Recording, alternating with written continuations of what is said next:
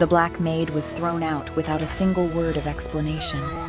But what the Mafia boss's twin daughters screamed in that moment would bring the most dangerous man in Seoul to his knees. The brown leather suitcase hit the marble steps with a hollow thud that echoed through the courtyard. Elena Robert never imagined that after 2 years of loving Hana and Yuna like her own, she would be cast out like a common criminal. Her powder blue uniform was still smudged with soot from putting out a fire in the nursery just an hour ago. She clutched her suitcase tighter, desperately fighting the tears that blurred her vision as she descended the mansion steps. Behind her, Ryo-jun stood like a statue in his tailored black suit, his neck tattoos dark and menacing above his crisp white collar. He checked his silver watch with cold indifference, as if her devastation was simply wasting his time. Elena. He wouldn't even look at her. His I eyes were know fixed on I the don't diamond necklace, the deserve it, but evidence that please condemned don't her, take them but it was the away sound that from shattered me. the night. Two I small am voices, begging raw with you. terror and heartbreak, screaming from behind the iron gates. "Elena! No, Daddy, please!" Hana and Yuna, still in their matching pink pajamas, broke free from the guards and ran down the steps, their little arms outstretched, fingers grasping at air. June grabbed them back without a word, his face unreadable, unmoved. The gates began to close. The twins' screams grew more desperate, and Elena walked away from the only family she'd ever known, not knowing that what those little girls witnessed would change everything. Subscribe to see how this unfolds and comment where you're watching from. I will love to say hello to you just to know how far our story is going. 8 hours earlier, the morning sun filtered through the tall windows of the Ryu mansion, casting long shadows across the nursery floor. Elena Robert knelt before the stone fireplace, her white apron already streaked with ash as she scrubbed at the stubborn soot stains left from the previous night. The twins had wanted to roast marshmallows before bed, and she'd indulged them, laughing as Hana got chocolate on her nose and Yuna tried to teach her a Korean song. She smiled at the memory, not noticing the designer heels that clicked softly across the hardwood behind her. Minji Lee stood in the doorway, her red lips curved into something that wasn't quite a smile. She wore a cream-colored silk blouse that probably cost more than Elena made in a month, and her perfectly manicured nails drummed against her Chanel clutch as she watched the maid work. Her eyes, dark and calculating, swept across the room until they landed on Elena's worn canvas bag sitting on the window seat right where the foolish woman left it every single day. "Elena." Minji's voice was honey-sweet, the kind of sweetness that made Elena's skin prickle with unease. "June asked me to remind you that he'll be inspecting the house tonight. Everything must be perfect." Elena turned, brushing a strand of hair from her forehead with the back of her soot-stained hand. "Of course, Miss Lee. I'll have everything ready." "I'm sure you will." Minji's smile widened as she glanced meaningfully at the bag. "You're always so thorough." As Minji's heels clicked away down the corridor, Elena returned to her scrubbing, unaware that the woman had left something precious hidden in the depths of her canvas bag, something that would destroy her life in less than 12 hours. The diamond necklace, a family heirloom worth more than Elena would earn in 10 lifetimes, lay nestled among her cleaning supplies, waiting to be discovered like a loaded gun. An hour later, Elena smelled smoke. She was in the laundry room folding linens when the acrid scent hit her nostrils. Her head snapped up, and she dropped the sheets, racing toward the nursery. Smoke was seeping from under the door. She burst in to find flames licking up the curtains near the window. The sheer white fabric Minji had been adjusting earlier was now ablaze, the fire spreading toward the wooden bookshelf. The twins were at their afternoon music lesson downstairs. Thank God. Elena grabbed the fire extinguisher from the hallway and sprayed down the flames, coughing as smoke filled her lungs. It took 3 minutes to put it out completely, leaving the curtains in charred ruins and soot covering everything. The walls, the floor, her apron. She was still catching her breath, surveying the damage, when Minji appeared in the doorway. For just a moment, Elena saw panic flash across the woman's face as she stared at the burned curtains. Then it was gone, replaced by that saccharine smile. "Oh my," Minji said softly. "How careless of you, Elena. June will be very disappointed." I didn't, Elena started, but Minji was already walking away, her heels clicking with purpose. Elena looked down at her soot-stained apron and felt ice slide down her spine. She'd just saved the house from burning down. But somehow, she knew Minji would find a way to make this her fault too. The day passed in its usual rhythm. Elena prepared the twins' lunch, helped them with their afternoon lessons, and tried not to flinch every time Minji swept past her with that strange, triumphant gleam in her eyes. By evening, the mansion gleamed, every surface polished, every corner pristine. She was folding laundry in the twins' room when she heard it, the deep rumble of June's sports car pulling into the circular driveway. Her heart did that stupid little flutter it always did when he came home, even though she knew better. Even though he'd never looked at her as anything more than the help. Hana and Yuna squealed and abandoned their coloring books, racing toward the stairs. Elena followed more slowly, gathering their scattered crayons, trying to ignore the way her pulse quickened at the sound of his voice echoing through the foyer. But something was wrong. Minji's voice, usually so controlled and refined, came sharp and hysterical from the living room. "It's gone! June, it's gone! Your grandmother's necklace, someone took it." Elena froze at the top of the stairs, the box of crayons nearly slipping from her hands. "When did you last see it?" June's voice was low, dangerous, the kind of calm that preceded violence. "This morning! I wore it this morning and put it back in my jewelry box before my lunch appointment. And now," Minji's voice broke convincingly, "now it's just gone." Elena descended the stairs slowly, dread pooling in her stomach. The twins clung to the banister, their little faces confused and frightened. She reached them just as June emerged from the living room, his black suit immaculate, his expression carved from ice. The tattoos on his neck seemed darker somehow, more menacing in the dim evening light. His hand rested on the lapel of his suit jacket, that gesture of authority she'd seen him use when he was about to destroy someone's life with a single order. "Search the house," he said to the two men in dark suits who flanked him. His lieutenants. Every room, every bag, every pocket. "Sir," Elena started forward, but Minji was faster. "Her." Minji pointed a trembling finger at Elena, her eyes wet with crocodile tears. "She's the only one who has access to my room. She cleans it every day. She knew exactly where I kept it." "That's not true," Elena said, her voice steady despite the terror clawing up her throat. "I would never." "Check her bag." June's voice cut through her protests like a blade.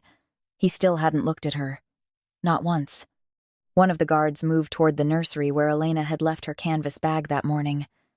Time seemed to slow to a crawl. The twins were crying now, soft, confused whimpers that broke Elena's heart. She wanted to run to them, to cover their ears, to shield them from whatever was about to happen. The guard returned, his face grim. In his gloved hand, the diamond necklace glittered under the chandelier like a noose made of light. "No," the word escaped Elena's lips in a whisper. "No, I didn't. I don't know how that got there. I swear to you I would never." "Enough." June's voice was arctic. He finally looked at her, and Elena wished he hadn't. There was nothing in those dark eyes. No warmth, no doubt, no mercy. Just cold, absolute judgment. "Get out. Before I forget, you are a woman and treat you like a thief. Please." Elena moved toward him, desperation making her bold. "Please, just listen. You have 10 minutes to pack your things and leave my house." He turned his back on her, his hand already reaching for his phone. "If you're still here in 11, I'll have you arrested." "Daddy, no!" Yuna's small voice rang out, and suddenly both twins were there, clutching at Elena's apron, their faces wet with tears. "Elena didn't do it. She didn't. To your room. Now." June didn't even turn around. "But Daddy." Now, the twins flinched at his roar, and Elena felt something crack inside her chest. She knelt down, pulling them into her arms one last time, breathing in their little girl scent of strawberry shampoo and innocence. "It's okay," she whispered, pressing kisses to their foreheads. It's going to be okay. Be good, my loves. Be so good. Then the guards were pulling her away, and the twins were screaming, and Elena was stumbling up the stairs to pack a life into a single suitcase while her vision blurred with tears she refused to let fall. Not yet. Not where he could see. The motel room smelled like cigarette smoke and cheap disinfectant. Elena sat on the edge of the sagging mattress, her powder blue uniform still smudged with soot from a morning that felt like a lifetime ago, and finally let herself break. She didn't cry for the job. She didn't cry for the injustice of being framed, or for the reputation she'd never be able to rebuild. She cried because she hadn't gotten to say goodbye. Not really. She cried because Hana had been in the middle of learning her multiplication tables, and Yuna was just starting to read chapter books on her own, and Elena would never know if they mastered those things. She cried because those little girls called her Mama Elena when they thought no one was listening, and now they'd think she'd abandoned them without a word. Her phone buzzed. A text from an unknown number. Leave the country. Tonight. Don't make this worse for yourself. Elena stared at the message, her tears drying into something harder. A threat. From June. Or one of his men. They wanted her gone. Erased. As if she'd never existed at all. She thought about fighting. About going to the police. Demanding an investigation. But she'd watched enough crime dramas to know how this would play out. A black foreign maid accusing a powerful Korean mafia boss of framing her. She'd be deported before she could finish the sentence. Her laptop was still in her suitcase. With trembling hands, she pulled it out and opened a flight search. Los Angeles, Atlanta, anywhere but here. The cheapest ticket she could find left in 4 days enough time to scrape together what little money she had left. Through the thin motel walls, she could hear a baby crying. She curled onto her side, clutching her phone to her chest, and wished for sleep that wouldn't come. The mansion was too quiet. June had noticed it immediately when he'd returned from his meeting that morning. No laughter echoing from the nursery. No small feet pattering down the halls. No sing-song voices practicing English phrases while they helped set the table. Nothing. He found the twins in their room, sitting on Yuna's bed in silence. They'd locked the door from the inside, and when he'd ordered them to open it, they'd simply stared at the wood as if he didn't exist. It had taken his head of security 20 minutes to pick the lock. Now June stood in the doorway, studying his daughters with something approaching confusion. They sat with their backs pressed together, arms crossed, identical expressions of stubborn grief on their small faces. They'd been wearing the same pink pajamas since last night. They hadn't changed. Hadn't come down for breakfast. Hadn't responded to any of his attempts at conversation. Hana. Yuna. He used his boss voice, the one that made grown men tremble. This is unacceptable. Get dressed. Come downstairs. Eat something. Neither child moved. I'm not asking. Yuna's lower lip trembled, but she lifted her chin and stared at the wall.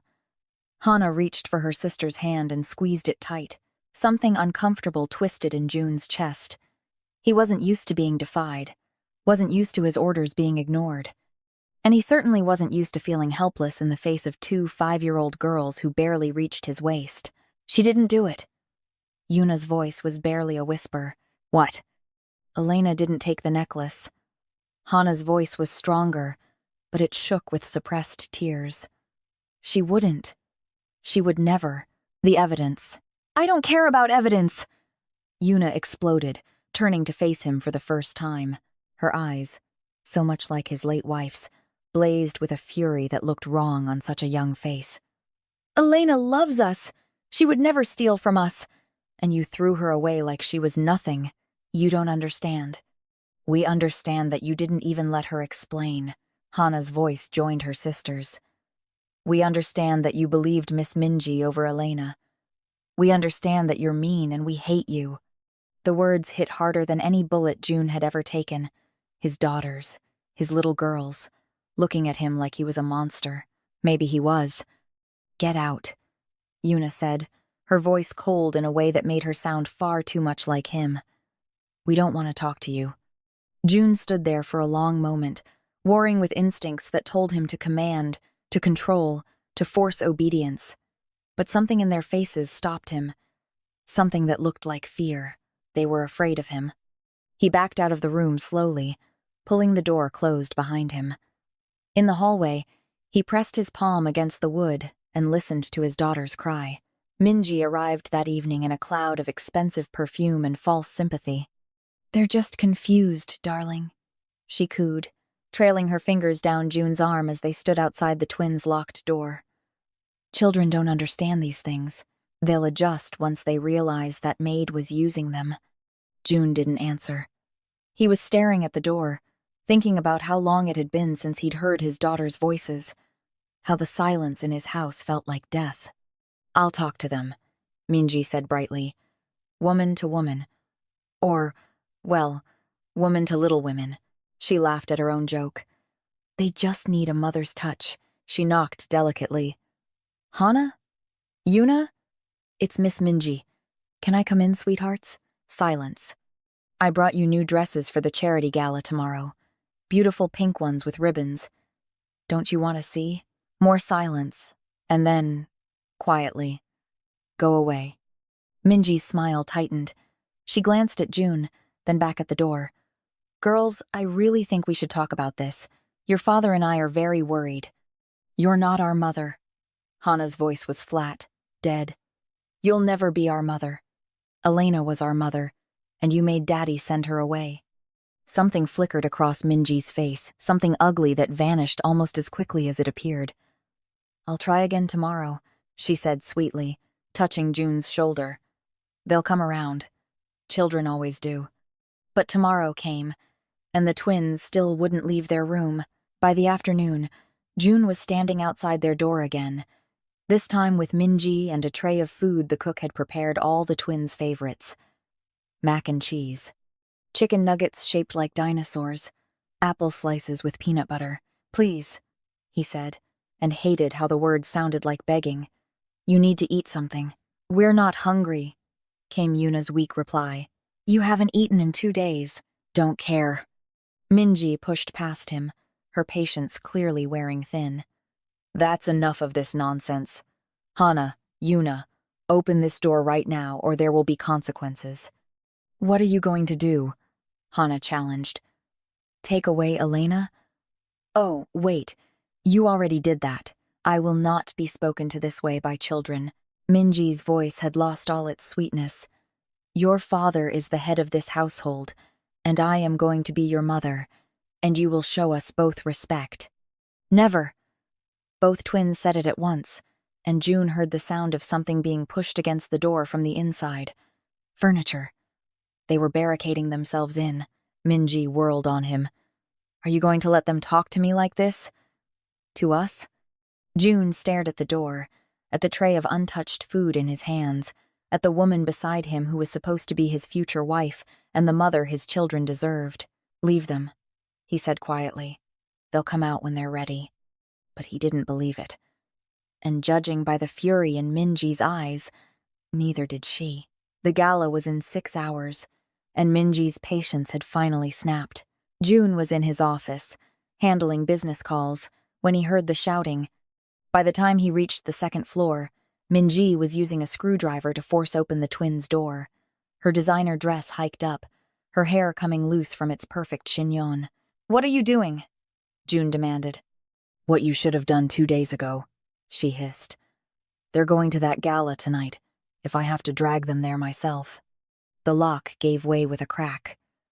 The door swung open to reveal Hana and Yuna huddled together on the floor between their beds, looking small and terrified and thin. Too thin. Their matching pajamas hung loose on their frames, and dark circles shadowed their eyes. "Out!" Minji pointed at June. "Let me handle this." Every instinct screamed at him to intervene, but he'd lost his daughter's trust. Maybe Minji could reach them. Maybe a woman's touch was what they needed. He stepped back. The door closed.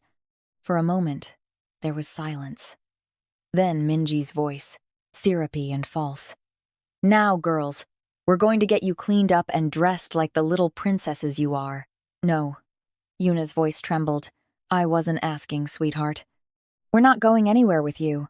Hana sounded braver than her sister. but June could hear the fear underneath. "Yes," Minji said, and suddenly her voice was different. Harder, colder. Nothing like the sweet tone she used when June was listening. "You are. Because the trash is gone now, and you're going to listen to me. Understand? She's not trash," Yuna cried. "You're the trash. You're ow, stop." A sharp cry of pain echoed through the door. June's hand was on the doorknob before his brain caught up to his body. He froze, listening.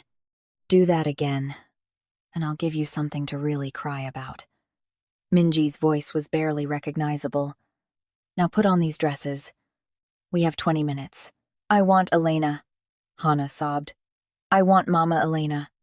"Well, Elena is gone, and she's never coming back, because she's a thief and your father finally saw sense. Now get dressed, or I'll dress you myself, and I won't be gentle about it." Through the door, June heard his daughters crying, that helpless, terrified kind of crying that children do when they realize no one is coming to save them. His hand fell away from the doorknob. He walked back to his office, poured himself 3 fingers of whiskey, and told himself this was for the best. Minji was establishing boundaries. Children needed discipline. This was normal, but that night, after the gala, after Minji left in her chauffeured car with a kiss to his cheek and a promise to fix those girls, June stood outside his daughter's room and listened to them whispering in the dark. "She hurt us," Yuna said. "I know. She said Elena is never coming back." "I know, Hana. I don't feel good." "Me neither. My head hurts, and I'm so cold." June pressed his forehead against the door and wondered when his house had become a prison. The call came at 3 in the morning. June had fallen asleep at his desk, whiskey glass still in hand, when his phone buzzed with a message from the house staff. "The young misses are burning up. We can't get their fevers down." He took the stairs 3 at a time, his heart hammering against his ribs in a way that had nothing to do with exertion and everything to do with primal fear. When he burst into their room, the night nurse was pressing cool cloths to their foreheads, but even from the doorway he could see the flush on their cheeks, the way their small bodies trembled beneath their blankets. "How high?" he demanded. 103 for Miss Hana. 103.4 for Miss Yuna. The nurse's face was grave. "I've given them fever reducers, but they won't keep anything down. They haven't eaten properly in days, sir. Their bodies have nothing left to fight with." June moved to Hana's bedside, pressing his palm to her forehead. She was burning up, her skin dry and hot as desert sand. "Call Dr. Kim, now." "Already on his way, sir." He sank into the chair between their beds, one hand on each daughter's arm, feeling utterly useless. This was not an enemy he could threaten, not a problem he could solve with money or violence or cold calculation. This was his children, slipping away from him degree by degree, and he had no weapon against it. "Mama," Yuna whimpered in her sleep, her head tossing on the pillow. "Mama Elena, don't go." "Shh," June whispered, though the word felt foreign on his tongue. When had he last comforted them? When had he last been anything but the distant figure who gave orders and expected obedience? "It's okay. Daddy's here." But Yuna's fever-bright eyes didn't open. She just kept calling for Elena, over and over, the name a prayer on her cracked lips. Hana was quieter, but no less distressing. She curled into a tight ball, her small fists clenched against her chest, and breathed in short, painful gasps. "Cold," she muttered. "So cold. Mama, I'm cold." June pulled the blankets higher, but they did nothing. The cold his daughters felt wasn't the kind that came from temperature. It was the cold of abandonment, of loss, of a world that had suddenly become unsafe. Dr. Kim arrived 20 minutes later, his medical bag in hand and concern etched into every line of his face. He was June's personal physician, the only doctor in Seoul who understood that discretion was more valuable than publicity when treating the city's underground elite. "How long have they been like this?" Dr. Kim asked as he checked their vitals. "The fever started tonight, but they haven't eaten in 3 days. The doctor's head snapped up. 3 days? And you didn't call me? They were staging a protest, I thought. June's voice caught. I thought they would cave. Children don't cave, Mr. Ryu. They break. Dr. Kim moved between the beds, checking pupils, listening to hearts, taking temperatures. They're dehydrated and malnourished. Their bodies are shutting down from stress. I need to start IV fluids immediately. As the doctor worked, setting up drips in their tiny arms, June watched his daughters fade in and out of consciousness. Sometimes they would cry out for Elena. Sometimes they would just whimper, small animal sounds of pain that carved pieces out of his chest. They're asking for someone named Elena, Dr. Kim observed quietly as he adjusted Yuna's IV. Who is that? Their maid. The word tasted like ash. Their nanny. I fired her 3 days ago. Ah. Dr. Kim's tone said everything his words didn't. Mr. Ryu, I'm going to speak to you not as your employee, but as a father. Whatever happened between you and this woman, your daughters are grieving. This isn't a tantrum. This is trauma. Young children who lose a primary caregiver can develop something called attachment disorder, if this continues. It won't continue. June's voice was steel. Make them better, whatever it costs. This isn't about cost. This is about what they need. Doctor. Kim closed his bag with a decisive snap. The IVs will help with the physical symptoms, but the emotional damage? That's on you to fix. After the doctor left, June stayed. He didn't go back to his office or his bedroom.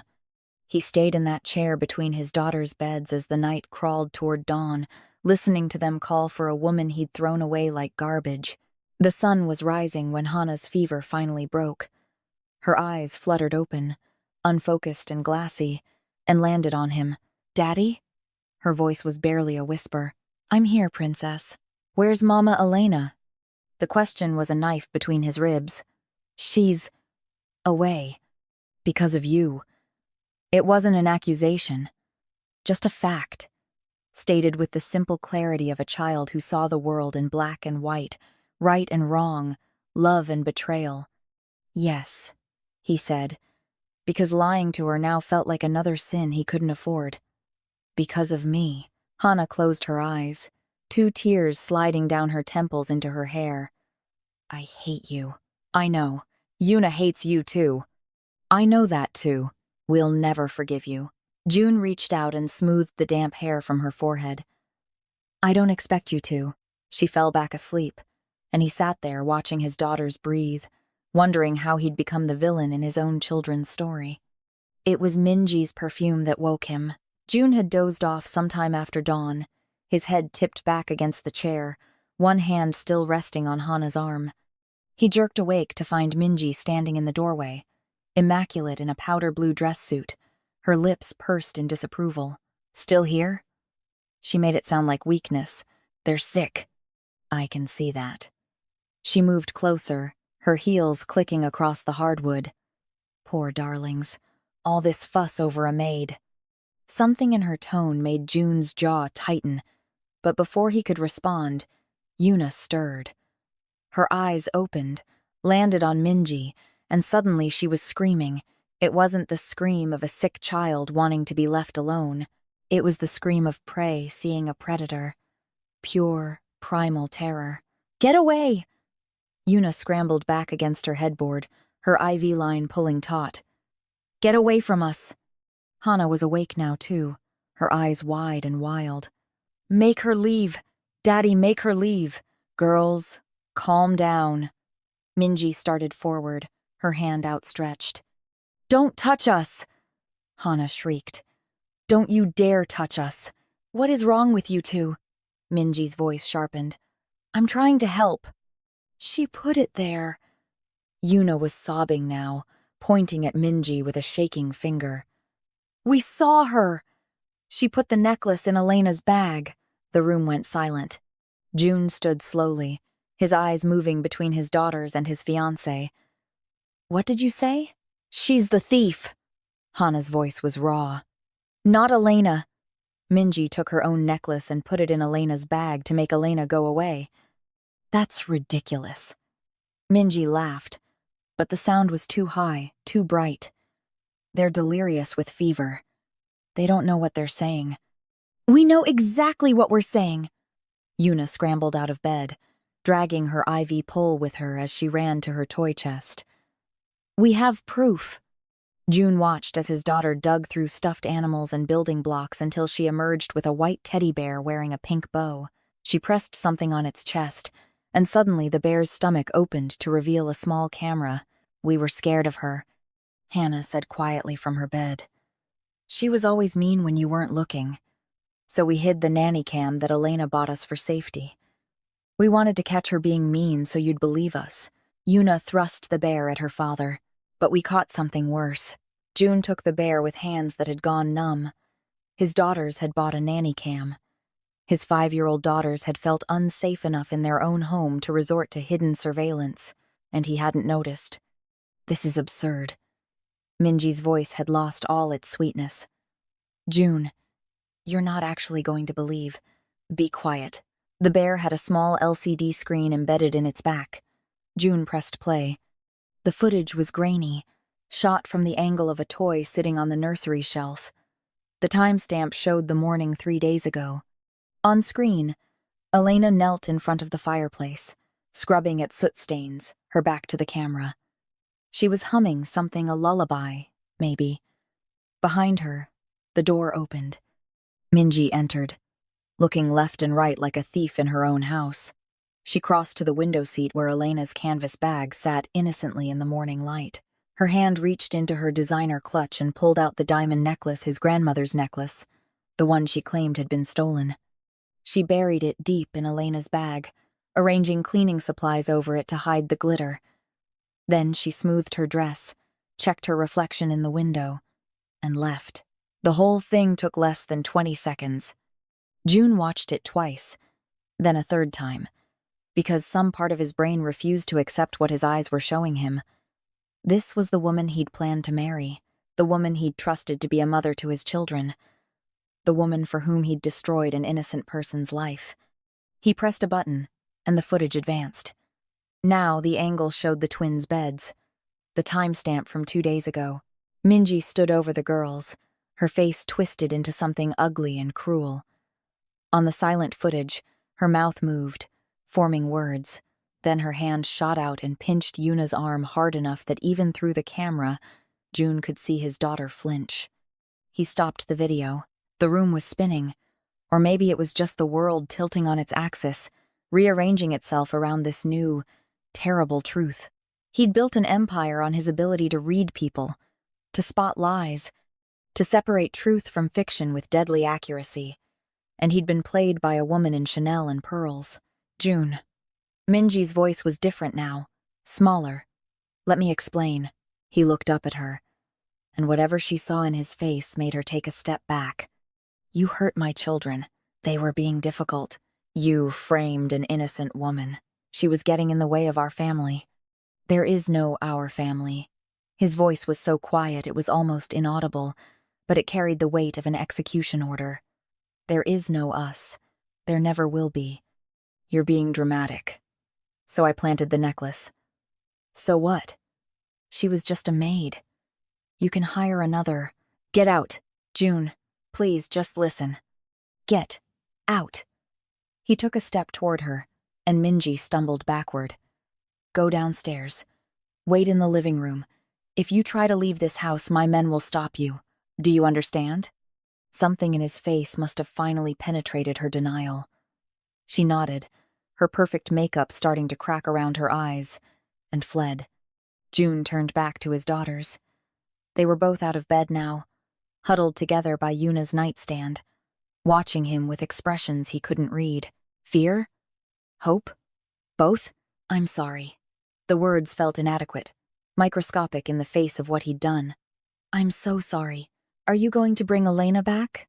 Yuna asked. Yes. You promise? Hannah's voice shook. I promise. He crossed to them, dropping to one knee so he was at their level. I'm going to fix this. I don't know if she'll forgive me. I don't know if you'll forgive me.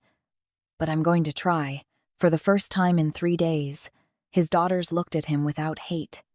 Okay, Yuna whispered. Okay, Daddy. Minji was pacing the living room like a caged animal when June descended the stairs. She'd poured herself a glass of wine, his most expensive vintage, naturally, and was halfway through it, her hands shaking so badly the liquid sloshed against the crystal. June. She turned at the sound of his footsteps, her face composed into something that might have been remorse if he didn't know better. I can explain everything. I was just trying to protect our future together. That woman had you under some kind of spell. She was turning your daughters against me. Stop talking. She stopped. June held up the teddy bear, its camera eyes staring at her like an accusation. I'm going to give you one chance. One, to leave this city quietly. You're throwing me out? Over some footage that could be doctored? Over a maid? Her voice was climbing toward hysteria. I'm Minji Lee. My father owns half the shipping industry in Korea. You can't just— Your father, June said quietly, owes me 600 million won from a shipping deal that went south last year. Money I've chosen not to collect because we were planning a merger through marriage. Would you like me to call in that debt? Because I will. Tonight. I'll take his company apart, brick by brick. Minji's face went white. Or, June continued, his voice still soft, still deadly, you can get in your car and drive away. Leave Seoul. Leave Korea if you're smart. Because if I see your face again, if I hear your name again, if you so much as send a text message to anyone in my household— He paused, letting the threat hang in the air like smoke. You know what I'm capable of. You know what I've done to people who hurt my family. The maid hurt your family too. Minji spat. She stole from you. No. You did that. You stole my daughter's happiness. You stole 3 days of their childhood. You stole Elena's reputation and her sense of safety. He moved closer, and Minji pressed herself against the wall. You're lucky I'm a father first and a killer second, because right now, the killer in me wants to put you in the ground. She was crying now, mascara running down her cheeks in black rivers. But June felt nothing. No satisfaction. No anger. Just cold, crystalline clarity. Get out, he said. You have 10 minutes. After that, my mercy expires. 2 of his guards appeared from the shadows, their faces impassive, and escorted Minji toward the door. She went without fight, stumbling in her designer heels, her sobs echoing through the foyer. The door closed behind her with a final, decisive click. June stood in the empty living room, his phone already in his hand, calling his most trusted lieutenant. I need Elena Roberts' current location. Now. There was a pause. Then, Sir, she's booked on a flight to Los Angeles. Departs from Incheon in 45 minutes. 45 minutes. June was already moving, taking the stairs 2 at a time, bursting into his daughter's room. Get dressed. Fast as you can. We're going on a drive. Where? Hana was already scrambling for clothes. To get Mama Elena back. The sports car wasn't built for 3 people, but June made it work. The twins squeezed into the passenger seat together, still in their pajamas with coats thrown over them, their IV puncture marks covered with cartoon bandages. They clutched each other as June gunned the engine, and the car screamed out of the driveway, gravel spraying. Sir, you can't just drive through airport security, his lieutenant said through the car's speakers. Even with your credentials. Watch me. The drive to Incheon should have taken an hour. June made it in 30 minutes, the speedometer pushing limits that would have earned anyone else a reckless driving charge. Rain had started to fall, a torrential downpour that turned the highway into a river of brake lights and hydroplaning tires. He didn't slow down. Daddy, you're scaring us, Yuna whispered, but she didn't ask him to stop. I know, Princess. Hold on tight. The airport rose out of the rain like a glass cathedral, its lights blurred by the downpour.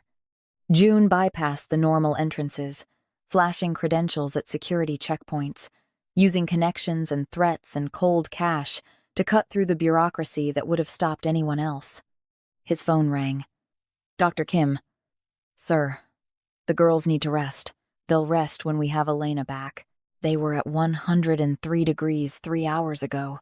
She's boarding in 8 minutes. We're almost there. He parked illegally, left the car running, and ran. The twins ran with him, their small hands clutched in his, their pink pajamas drawing stares from travelers as they sprinted through the terminal. Past check-in. Past security, more credentials, more threats, more promises of consequences if they delayed him. Gate 47. Los Angeles. Boarding now. June's eyes scanned the crowd, searching for powder blue, for dark skin, for the face he'd only truly seen in the moment he'd destroyed her life. And then, there. Elena stood in line for boarding, third from the door, her canvas bag slung over her shoulder and that same brown leather suitcase in her hand. She wore jeans and a simple sweater now, her hair down instead of pulled back, and she looked small, defeated. Like someone who'd been broken and was just trying to hold the pieces together long enough to get home. Elena, his voice cracked on her name. Half the terminal turned to stare, but June didn't care. He was already moving toward her, the twins racing ahead of him. Elena turned, her eyes going wide.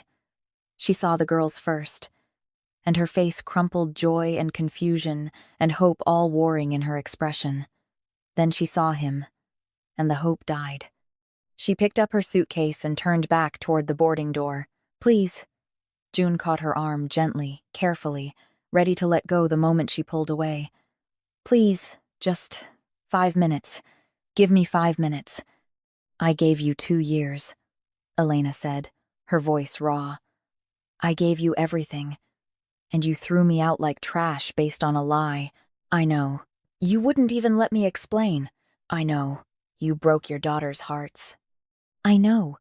He was still holding her arm, and he could feel her trembling. Or maybe that was him. Elena, I was wrong. About everything.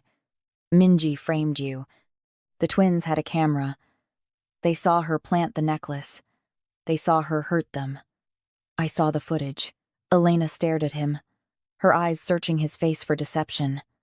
You're lying. He's not lying. Yuna was there suddenly, crashing into Elena's legs, wrapping her arms around her waist. We have proof. We showed Daddy. He knows you didn't do it. Mama Elena, please don't go. Hana's voice was thick with tears. Please. We got sick without you. We missed you so much. Elena dropped her suitcase and fell to her knees, gathering both girls into her arms, pressing kisses to their foreheads, their cheeks, anywhere she could reach. My babies. My sweet babies. Are you okay? Are you eating? Are you… She pulled back, seeing the bandages on their arms. What happened to you? We had fevers, Yuna said simply. Because we were sad. We haven't eaten since you left, Hana added. We were on hunger strike. Hunger strike? Elena's eyes flashed up to June, anger burning through the tears. Your children were starving themselves and you. I didn't know how to reach them.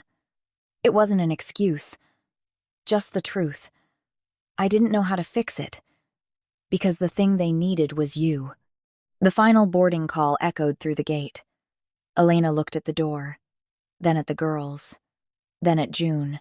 He could see her warring with herself, wanting to run, wanting to stay, wanting to protect her heart and these children with equal desperation. Why should I believe you? She asked. Why should I trust you after what you did? You shouldn't. June sank to his knees on the terminal floor, not caring about the crowd gathering, not caring about the phones being pulled out to record. Let them watch. Let them see the great Ryo, June humbled. You shouldn't trust me. You shouldn't forgive me. But please, his voice cracked. Please come back. Not for me. For them. Elena looked at him for a long moment. This dangerous man on his knees in a puddle of rainwater, his daughters clinging to her like lifelines, and something in her face shifted. If I come back, she said slowly, things change. I'm not just the maid anymore. I'm their mother figure, which means you don't make decisions about them without talking to me first. You don't fire me on someone else's word. You don't… Her voice broke. You don't treat me like I'm disposable. Never again. June reached for her hand, and when she didn't pull away, He pressed it to his forehead like a benediction. I swear on my life, on my daughter's lives. You're not disposable. You never were. I was just too stupid and too arrogant to see what was right in front of me. And Minji? Gone. Exiled. If she ever comes near you or my daughters again, she won't live to regret it. Final boarding call for Flight 203 to Los Angeles. Elena looked at the gate one last time. Then she pulled her hand from June's grasp and picked up her suitcase. His heart stopped. But instead of walking toward the door, she turned and carried her suitcase back toward the terminal, the twins hanging off her arms, their laughter ringing like bells through the airport. June stood slowly, his legs unsteady, and watched as Elena Robert walked back into his life. She stopped in front of him, still holding the girls, and looked up at him with eyes that had seen too much pain but might, someday, be willing to risk trusting him again. I'm coming back for them, she said clearly. Not for you. Don't forget that. I won't. And you owe me an apology. A real one. One where you grovel and I get to decide if I accept it. I'll grovel for as long as it takes. Good. She shifted Yuna to her hip, and something that might have been the ghost of a smile touched her lips. Now take your daughters home. Feed them. Put them to bed. I'll be there tomorrow morning. We're going to have a very long conversation about boundaries and respect and how you treat people. Yes, ma'am. This time she did smile. Just a little. I'm not calling you sir anymore, by the way. That dynamic is over. I wouldn't dream of it. June reached out slowly, telegraphing his movement, giving her every chance to refuse. When she didn't pull away, he lifted her free hand to his lips and pressed a kiss to her knuckles. Not passionate, not presumptuous, but reverent. A promise, an apology, a beginning. Thank you, he whispered against her skin, for giving me another chance. Elena pulled her hand back, but gently. Don't make me regret it. Then she was walking away, heading toward the taxi stand, leaving June standing in the terminal with his daughters, and something that felt dangerously close to hope. Come on, Daddy. Hana tugged his hand. Let's go home. Mama Elena will be there tomorrow, and we need to clean her room. It's probably all dusty. And we need to make her welcome home signs, Yuna added. With glitter. June let his daughters pull him toward the exit, their voices bright with plans and excitement and life. Behind them, through the rain-streaked windows, he could see Elena getting into a taxi. She looked back once, caught his eye, and nodded. Not forgiveness. Not yet, but possibility. And for the first time in 3 days, June felt like he could breathe. Please hit that subscribe button so you don't miss the next one. We've got more stories about love that defies logic, about people who choose each other against impossible odds, and about the moments that change everything. Check out the other videos on the channel. I think you'll find something that speaks to you. Drop a comment letting me know what you thought of this one, your city, your takeaway, anything. We read every single one. Thank you for being here. I'll see you in the next.